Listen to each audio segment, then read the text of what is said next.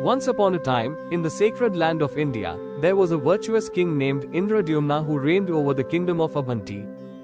He was a steadfast devotee of Lord Vishnu and spent his days in prayer and service, his heart brimming with devotion. The king yearned to meet Lord Vishnu in person, a desire that consumed him day and night.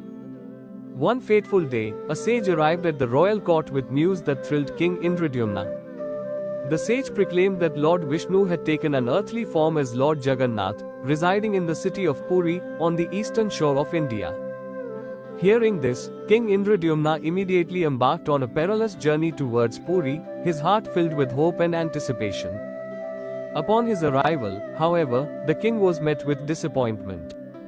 Lord Jagannath had mysteriously disappeared, leaving the city and its inhabitants in a shroud of despair.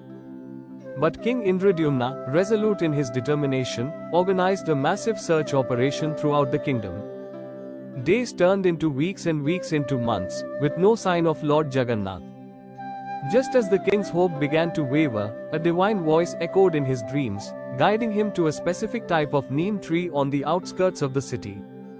Rushing to the spot, the king found the tree, radiant with a divine aura.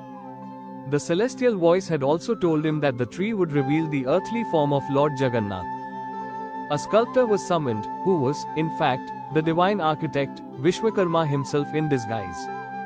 As he began his work, the aura around the tree intensified, a divine spectacle that captivated the citizens of Puri.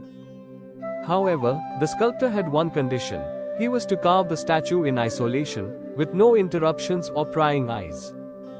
The king agreed, but as days turned into weeks with no news of progress, his curiosity and anxiety got the better of him.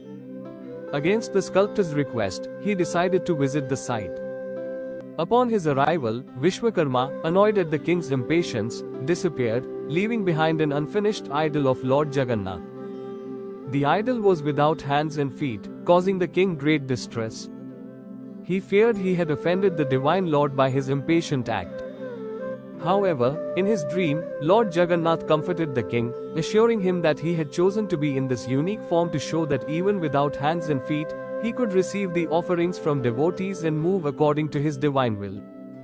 Heartened, King Indradyumna installed the idol in the temple with much fanfare and began to worship it with fervor.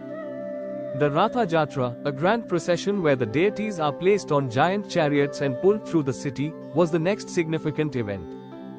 King Indradyumna, wanting to express his profound humility and devotion, decided to sweep the path of the chariot himself. Dressed in the attire of a sweeper, the king, with a golden broom in his hand, swept the chariots of Lord Jagannath, Balabhadra, and Subhadra. This act, known as the Chera Pohonra, moved the citizens of Puri and marked an important tradition in the Ratha Yatra. This tale of King Indradyumna's deep-seated devotion for Lord Jagannath shows that before the divine, everyone, even a king, is but a humble servant. This tradition continues today, symbolizing that in the eyes of the Lord, all are equal, irrespective of their societal status.